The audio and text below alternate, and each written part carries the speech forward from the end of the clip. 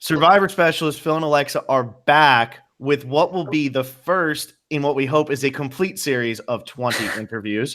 But today we are joined by Carl Boudreaux to talk about Nick Wilson's chances on this Survivor All-Winner season. He's the first one to join us. We're super excited. And as we get going with this, we got some people in store that we're pretty excited about. But Carl gets to lead it all off. Anybody who's listening, we're recording this in May, and you're going to hear this in January. These are Carl's hot takes. It is Thursday, May 30th, everybody. Hopefully, maybe we'll have like different haircuts. Like, who knows what we'll look like in January? Carl's gonna have a full head. My fucking haircut won't. No, it's gonna look. No, you gotta have like a mohawk or something. No, it won't grow in the middle. The Doris Jefferson. That would be about it. That would be. Hey, you know what? We'll take it. We'll take just to show how long it's been. Maybe I won't shave until it actually gets released. Oh my god! Yeah, beard. Yeah. But yeah, this is gonna be really fun. This is just an idea Alexa and I had, and we were like, how can we make this work? And we knew that the one man who would never turn us down was Carl, and we love having Carl on here. And we were like, if we could start with him, the pieces are just going to start falling in place because everybody's going to want to do this. I feel like we're going to get somebody hopefully from every season. But Carl, Nick Wilson, going to be on season 40 with all winners. Just give me like your initial reactions. What throw do you us got some takes? I mean, first off, I'm stoked for my boy Nick. You know, that's my guy, man. I really think Nick has a good chance, you know, because as long as he don't use those fucking alliance names, like stay away from the alliance names. If he do that, then no, he should be good, man. If he just, you know, lay low and if he plays exactly like he played with us, then I think Nick will be fine because he started off slow, which was a good thing in a sense. Of course, he got helped a little bit with an injury, but that's neither here nor there. But yeah, if he starts off on that slow path like he did with us, then I think Nick will make it very far, if not win. What do you think Tony would do if Nick just walks up to him and says, hey, we're going to be this alliance name? Like, I would love to see that. Yeah, see, that's the thing. That's why I don't want him to use those guys' names because he got some big characters that's going to be on 40. And Tony may be one of the biggest of the characters. So you might not want to do that with him. That might not work well with you. But at the same time, I like it because there is a lot of big characters. And we all know that Nick doesn't have that big standout character. So with that being said, I feel like the big characters are going to be gunning for one another from the very beginning. Yeah, and that's what I was thinking too. What's interesting about Nick, we know Chris Underwood's not going to be on the season, so Nick will be the most recent winner that everybody has seen before they go out, which could put a bigger target on your back because we see that happen with, like, you know, when Tony had just won Kagi on, when he goes out for Game Changers, they're all going to remember him. Everybody remembers Aubrey. She goes far, but she never really had a chance to win. So it could hurt him, but I do think that when you look at Nick, even though you just watched him win, there's no way you're more intimidated by him than Boston Rob, by Sandra, by Tyson, by Tiny. He's the new kid. Like, you got so many. Like, you just named Sandra, Boston Rob, Tyson, Tony. You could throw Jeremy in there. I mean, Ben, you know, even though we know about Ben, but you got so many bigger people than Nick would ever stand out as far as them. Because, I mean, when you really play the game with Nick and know Nick, he's just this laid back Southern guy. Like it's not a joke, and he doesn't come off aggressive. You know, the guy is super smart, man. But if he could just, like I say, play it the way he played, then Nick should be fine. That's what I think is going to work to Nick's advantage, even though he is will be the most recent winner, which is a little nerve-wracking. He can say, let's get rid of Boston Rob or let's get rid of Tony, and no one's going to say no to that. No one's going to not want to get rid of Parvati and Sandra. And like you said, he played such a good game, but he still has such a nice way about him that isn't not intimidating and it's not scary. It's just someone you want to hang out with. And at least early on, that's going to be huge for him. Right, and it's the way he interpreted. You know what I mean? He don't come off the wrong way. He presents it to you in such a smart, strategic way to where it's like you can't resist it because it's so cool and calm, and it's not all up in your face, rah rah rah. You know what I'm saying? It's just it's almost like he hypnotized you literally with those blue eyes, man, when he's talking to you, because he's so smart and calm about it, and it's very strategic. Hopefully his buffs are blue, so they really bring out the blue. Yeah, they just keep bringing it out. What I was going to ask is, so like when Nick walks out on the island, what do you think everybody's going to think of him as? Because I know like if Tyson comes out there, people are thinking him more maybe physical with like a Sandra. Everybody's thinking that strategic, like I guess social / strategic. But you know how Sandra plays. What do you think that people are going to fear of Nick when he actually does walk out there? Well, I don't know, because if you think about it, of course, being the most recent winner, all of these players have seen our season. They've seen how strong he turned it on at the end in these challenges. So they know that he's capable of winning challenges, especially the puzzles. You know what I mean? Like he started racking off those puzzles left and right. So that's scary. You know what I'm saying? But I mean, I don't know. It also scares me, the fact that they now know. See, like when we played, we had no clue, but all these people now know that he's a lawyer. So yes, that is not to his advantage. You know what I mean? Because everyone knows a lawyer knows how to win you over. They know what to tell you, when to tell you. So that doesn't work. But again, with me knowing who Nick Wilson is, I think he will be able to interpret things the way that he needs to. I just hope they don't see him as no major threat, in which I don't think they will, as long as he stays pat with himself. Yeah, and what's interesting too is we have a big group of new winners. We have from season 31 all the way to season 37. Every winner is there. And I think that can work to somebody like Nick's advantage, because nobody's looking at Adam as a threat or Michelle as a threat, or really even Sarah Lucina, Ben. Nobody's looking at these people as threats, and these are the people who have played closest to Nick. So Nick could like kind of form this non-threatening alliance. And it's funny when you talk in terms of threats versus non-threats, they've all won the damn game. So like it shouldn't even be a question. But who do you think that Nick ends up going out there and aligning with? And who do you think he has like no chance of aligning with, just based on what he did on your season? Well, I think from the beginning, with him and Wendell being the seasons being so close and they're being the newest winners, I can see him trying to align with Wendell. I don't know, man. Nick is so tricky, man. I can see literally, and I wouldn't, but I can literally see Nick trying to align with the Boston Rob, just because Nick is a super fan, and he would want to try to do some things that no one thinks is possible.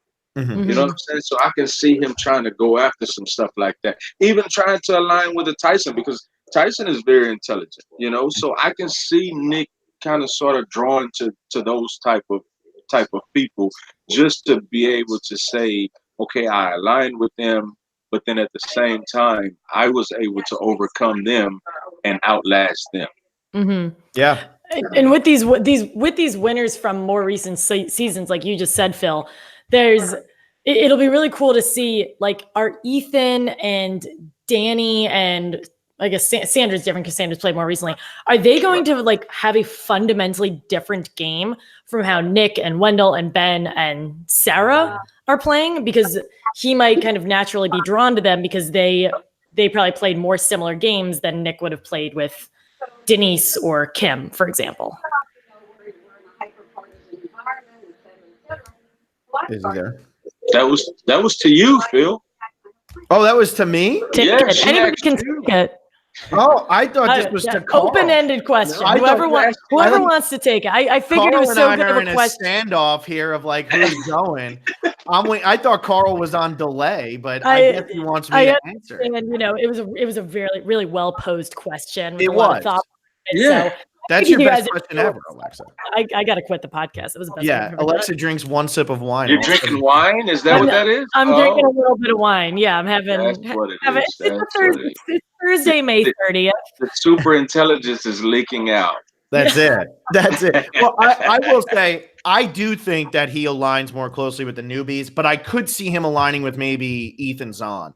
because I think that Ethan and Nick have very similar demeanors where like they can stay. Like I know Nick kind of lost it a couple times in your season, but Ethan was a very calm, even game. And I feel like that's kind of how Nick played for the most part, at least how he started to develop his game. And I could see him playing very similarly to Ethan and the two of them getting along really well just naturally. So other than, but that's really the only older player I see him aligning with, though. I don't really see him getting along. I don't really see him working too much with Danny, although they both, I guess, are kind of country, right? I mean, I don't know what you would consider Kansas, but I guess they both kind of are country. What do you think about his chances of working with Ben, though, Carl? How do you think he would do you think he would go for Ben or no?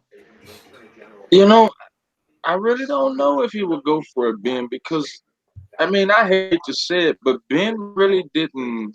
Everybody says that. I just don't want to be that guy. Okay, fuck it. Yeah, I'm that guy. Ben really didn't have a game. I mean, let's just be honest. Be that guy, Carl. Yeah, he didn't really have a, and I have yet to meet Ben. I'm sure he's a super sweet guy, nice guy. I mean, I respect him. He's served in our armed forces, so I respect all that about him. But as far as playing the game of Survivor, he didn't really have a game. I mean, he got lucky with all the idols and all of that stuff.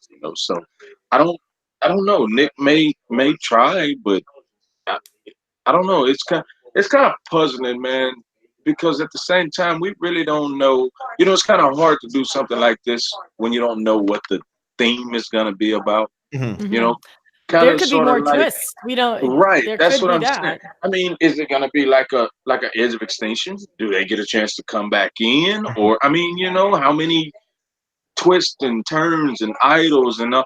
If it was me being season 40, now it might be boring to people who are really not Survivor fans, but if it was me, I literally would go back to the old school style of Survivor just to see how it plays out. Like, okay, come on, let's get it. Let's all get in the ring. We don't have all these idols and all this stuff. This is 20 years in the game. Let's see who can outwit, outlast, and outplay. Yeah, and I think that we're going to get the complete opposite. I think we're going to get the kitchen sink. I think it's going to be every idol. We're going to have another chance to see an idol nullifier played, right, Carl? So maybe somebody finally does it after you. But I think we're going to see that. I think we're going to see extra votes like crazy. And I mean, if they do Edge of Extinction, I wouldn't be shocked if they do like a Redemption Island type thing. I would not be surprised. So but hey, it's all winners, right? So like if it's one of those where like I guess I can't feel too bad for all winners in this situation. Like I feel bad for people like Victoria and stuff when Edge of Extinction happened the first time.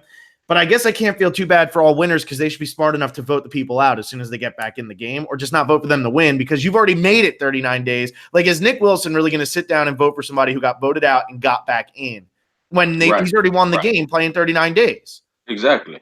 That's kind of what I was talking with someone with yesterday. It was like it was a younger kid, but he was all like, I don't have a problem with Chris winning, whatever.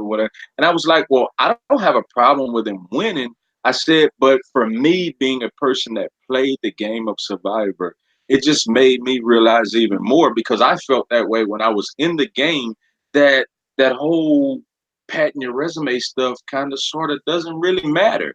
It's all about who are your friends that are on the jury.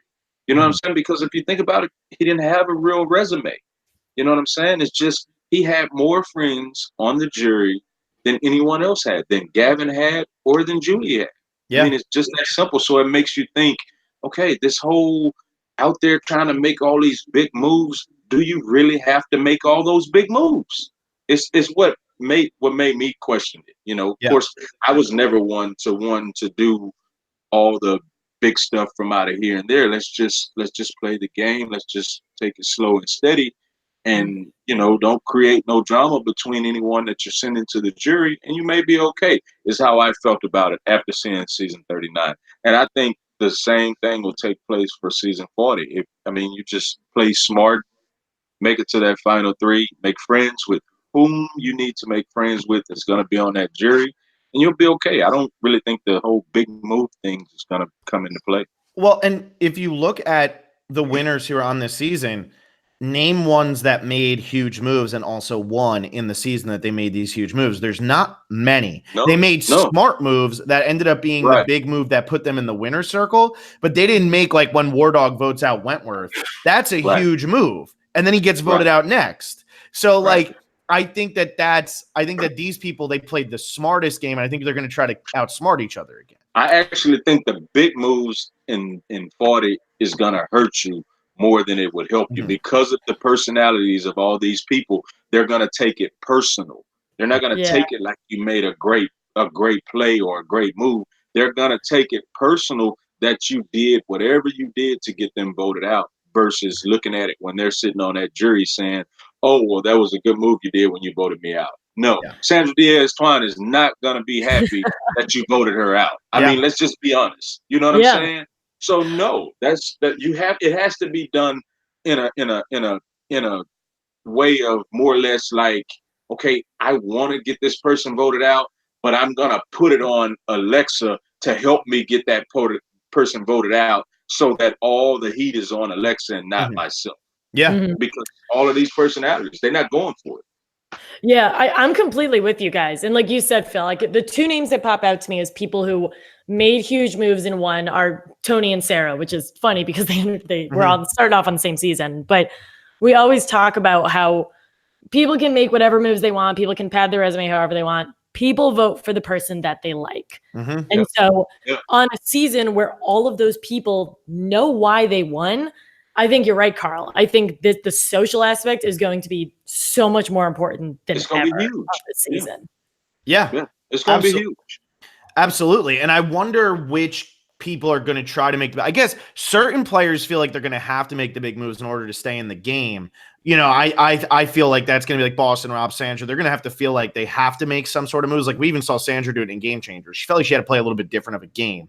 Whereas somebody like, you know, Adam or Michelle, I don't feel like think they need to make these big moves because they played the game the first time without needing to.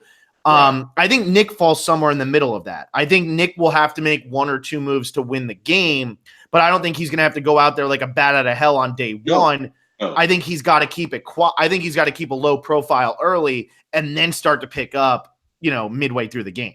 Correct. Exactly I think Nick's social game is going to help him the best in this season. His social game is going to play a big part. And that goes for a couple of them, like you said, Nick, Adam. I mean, their social game is going to be very, very important to them in this particular season.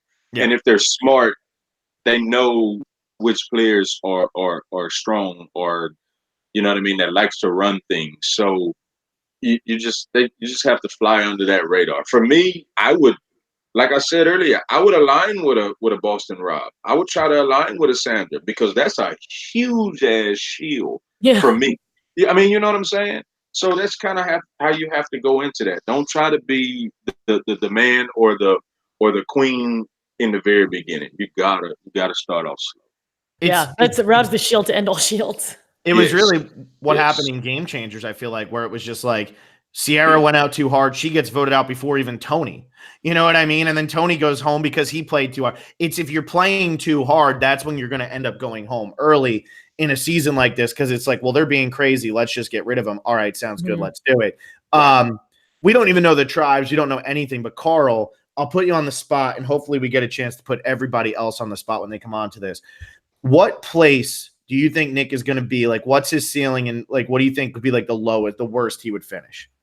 Well, I'm going to say he's making the merge. He's making the merge. Of course, I have to root for my guy, Nick, to win.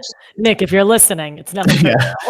I mean, like, I would not even want this to air if I don't say that I want my guy, Nick, to win right off the top. Like, that's a no-brainer. I don't know, man. It's going to be tough, but just going out on the limb, I'm going to say he makes it to I'm going to say Nick gets at least the final six. Final six. Right. I'm putting this in our Google Doc. I'm ready. Yeah, you have to. I want to hear it.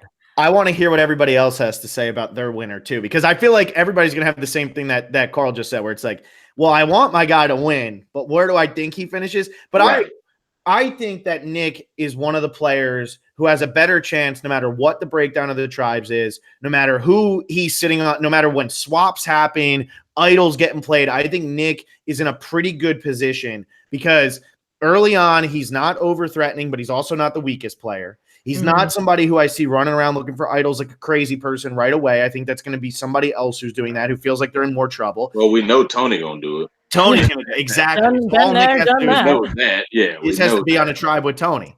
Right. You know, so. Yeah. Well, what do you guys think about, like, from a challenge perspective? How do you think Nick's going to do? I think he has a really good shot because he's shown he's pretty good at both at the puzzles, which obviously we're kind of at a point where that's kind of the forefront of challenges. But and a lot, half of the cast is out of practice with these more recent challenges. So I think Nick's in a pretty good position. Right. Nick's in a good position as far as challenges goes. Wendell's in a pretty good position as far as challenges go. Yeah. You know, after Wendell, I don't. Adam's in a good position. Adam was fairly good with the puzzles, and that's the whole thing. If they got puzzles, then the most recent winners, I think they stand a better chance at the challenges, only when they consist of the puzzles. Now, when it comes down to a strength challenge, I mean, Nick held his own, but you got some maniacs in this here season. So as far as strength goes, I'm not too sure. But as far as puzzles, I put Wendell and Nick real close to the top of there.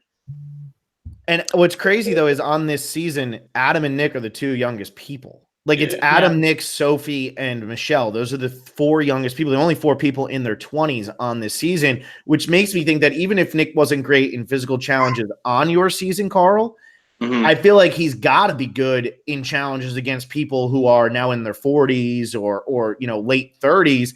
Yeah. Your body's in a different shape than it was the first time you played. And somebody like Ethan, who was great the first time he played at challenges, now he's 45 years old. Well, that don't mean nothing. I'm just, I don't want to throwing some ages around. I'm be 43 years old this year, man. That age don't mean nothing.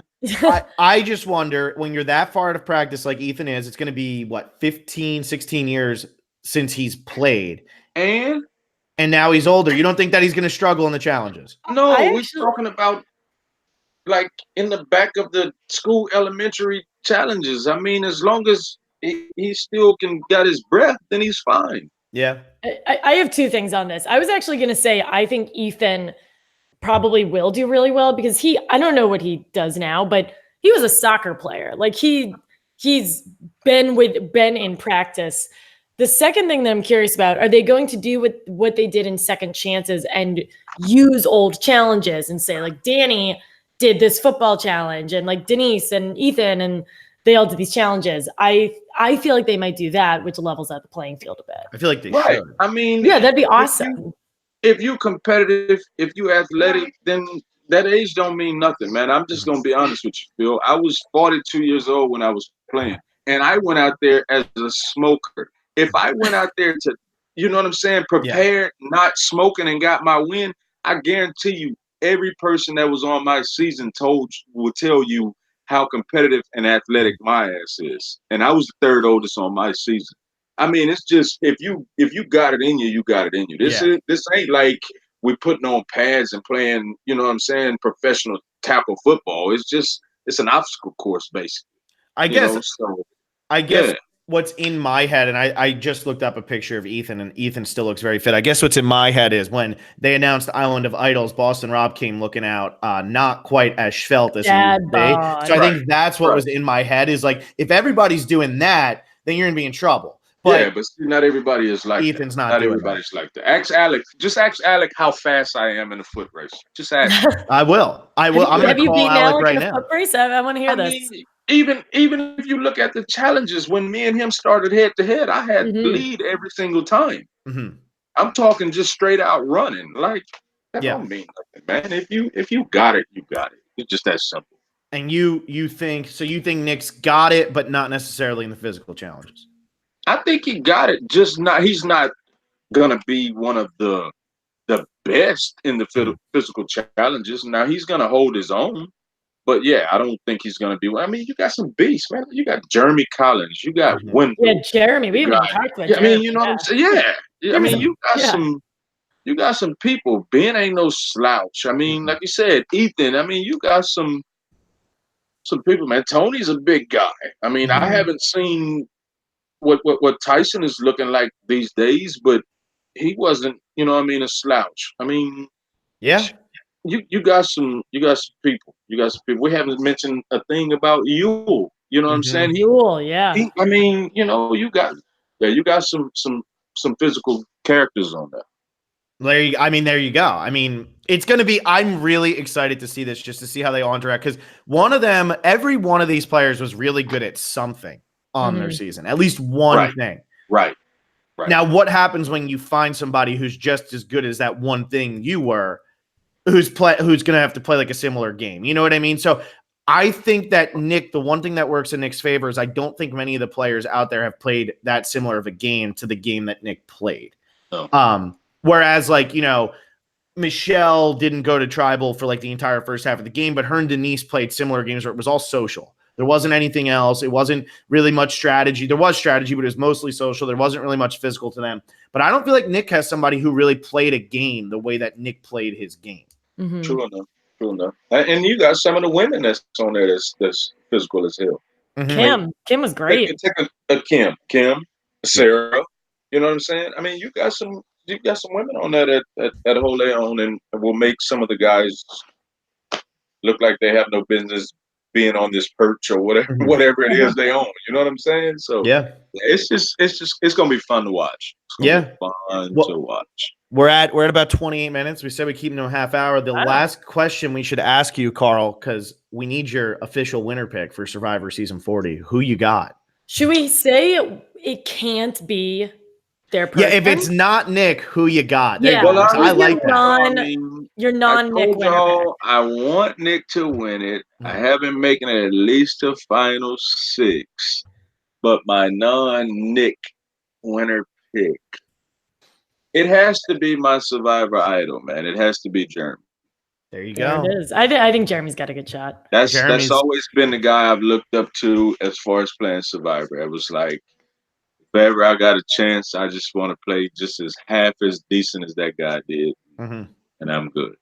Yeah, I was just rewatching San Juan del Sur to get ready to try to interview Wentworth here, and wow, he's something else in that season. It's crazy that he only gets like 10th place because he's so good. He's so smooth. Him versus Josh was.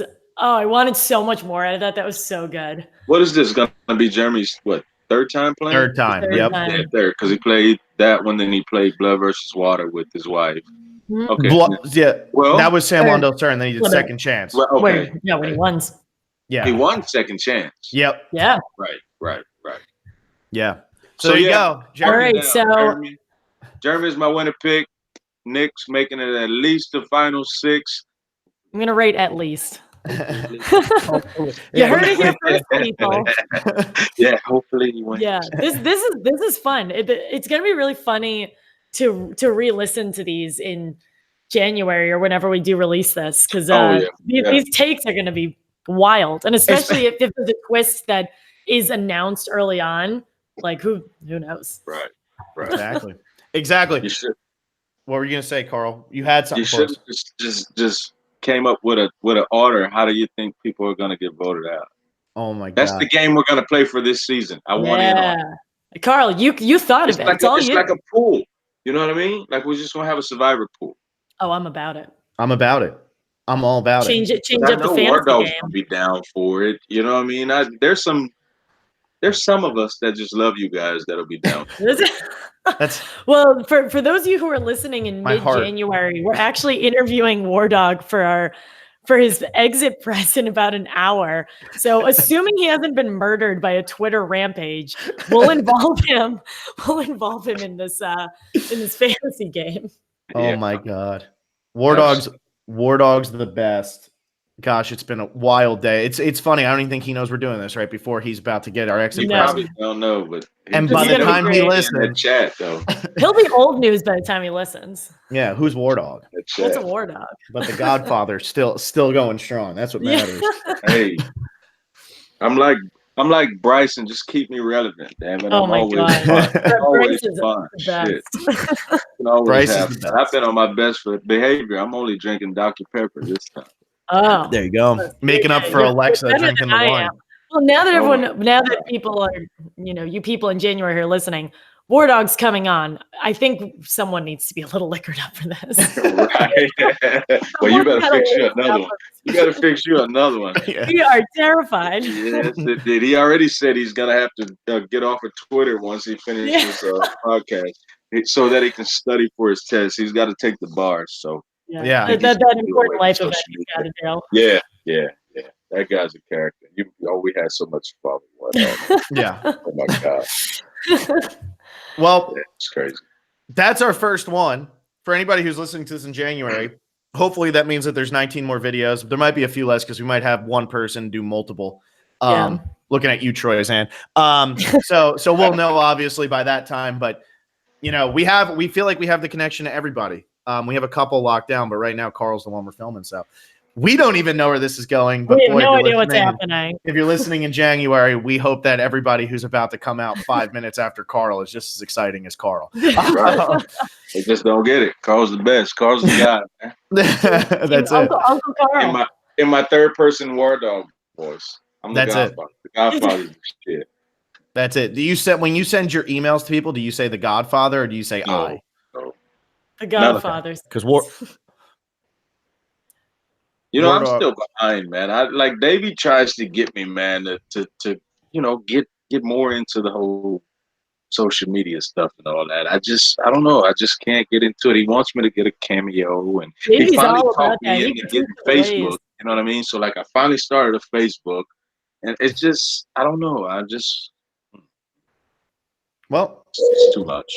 What? By January, Carl will be all over the internet. Social media influencer, Godfather Carl. Yeah, from my little brother Davey, trying to just have me all on social media. That's it. We love having you on because, like you said, the last time you were on, you disappear for a couple months and then you hop in with a couple tweets and then you disappear again. It's perfect. Yeah, and that's just how I do it. I just posted some stuff. My baby girl just graduated from high school Tuesday, so that's exciting. I'm super excited. It's just fixing to be me and mama at the house. No more kids. You know what I mean? So yeah, we just get to have fun, more fun now. Let me say. There you go. Get to have more fun and do some more traveling, but we ain't gotta worry about what the kids got going on and all that. So yeah, life is fixing to start all over again for me. Not so bad. Well, tell Gina we say hi. We love her. Oh yeah, most definitely. Will do. All right. Well, I guess that's it. Alexa, I don't know how you want to end this because it's not a normal shtick. There's no reason to give the whole rundown. Yeah. So we actually, at the moment, in mid-January, we've become Twitter and Instagram verified. We have we have 1 million YouTube followers. We are the highest. We're ahead of all NPR podcasts on the iTunes app. So for everyone, thank you for your continued support. Please continue. Please continue to let us know if there are any improvements, but because we're super popular, we don't need any. Yeah. And that's all I got. Yeah, on that note, I'm just going to X out of it. Carl, thank you so much for coming on. Carl. No doubt.